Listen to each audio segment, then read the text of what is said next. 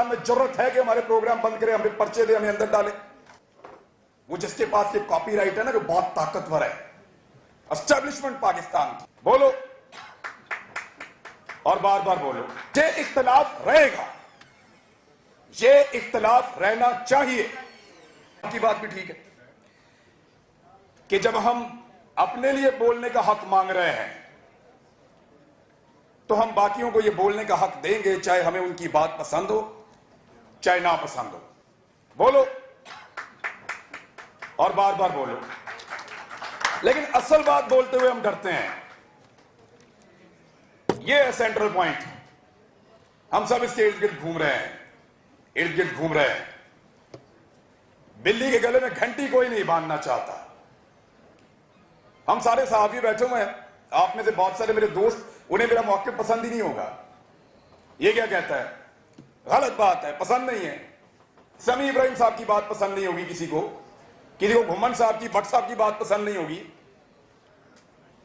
तो अपनी अपनी पसंद और नापसंद है। मुझे भी बहुत सारे लोगों की बात पसंद नहीं।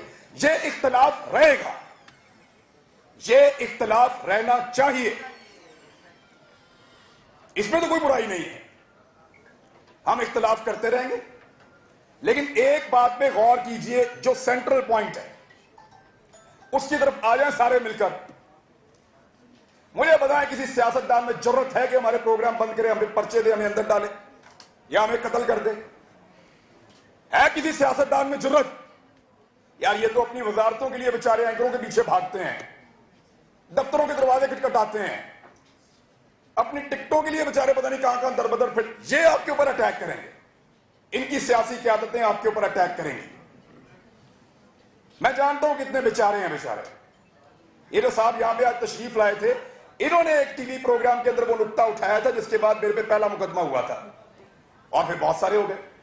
लेकिन उनकी बात भी हमने आज सुनी है। इसके ऊपर भी उसी नौयत का एक पर्चा हुआ था, इस शख्स के ऊपर भी। ये गद्दारी और बगावत के पर्चे आपको लगता है कि सियासतदान करवा सकते हैं?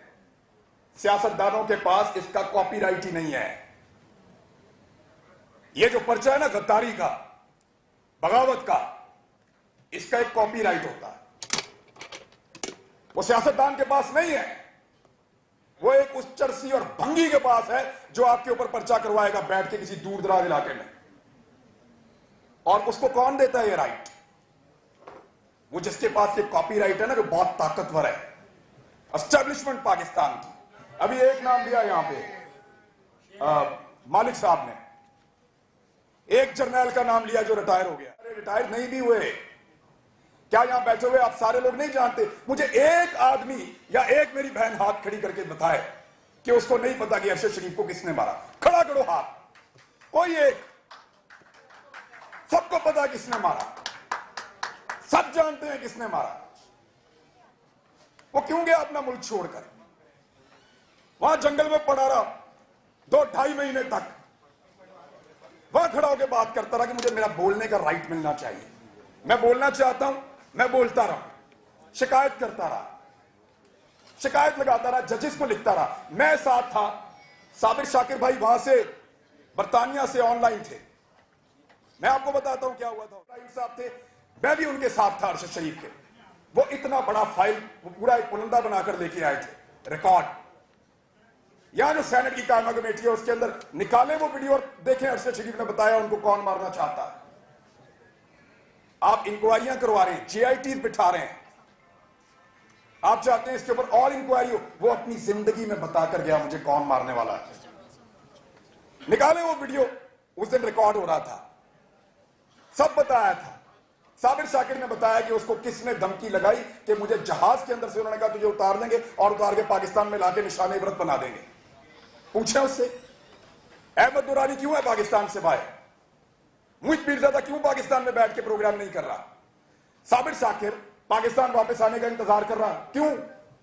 अरशद शरीफ से जब बात हुई वो पाकिस्तान वापस आना चाहता था, उसको तो पाकिस्तान में रहना था। वो जान बचाने के लिए किसके डर से भागा? सब जानते हैं पाकिस्तान की एस्टेब्लिशमेंट। और एक बात मैं क्लियर करूं, दौर चाहे इमरान खान का है, दौर चाहे ये PDM का है या किसी और का दौर है, ये सियासतदानों की कोई औकात नहीं है। मीडिया अब उनसे आगे है मेरे ख्याल में। हम इतने बुज़दिल और इतने कमजोर नहीं कि इनसे मार खाएं। जो सबसे ताकतवर और तगड़ा है ना, मुकद्दस गाय, वो आपको टकरे मार रही है, वो आपके पीछे पड़े हुए हैं, पाकिस्तान की एस्टेब्लिशमेंट। मैं आपको एक चीज की मिसाल दे देता हूं।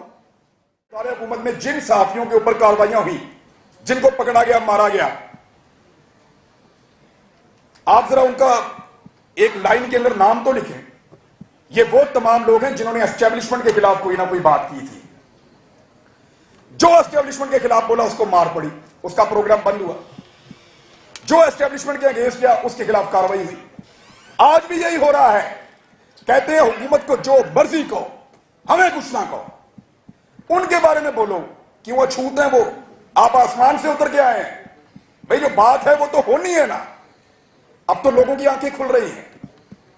यानी हमें बहुत बड़ा, हम धोखे में रहे। मैं सीरियसली आपके सामने कह रहा हूं।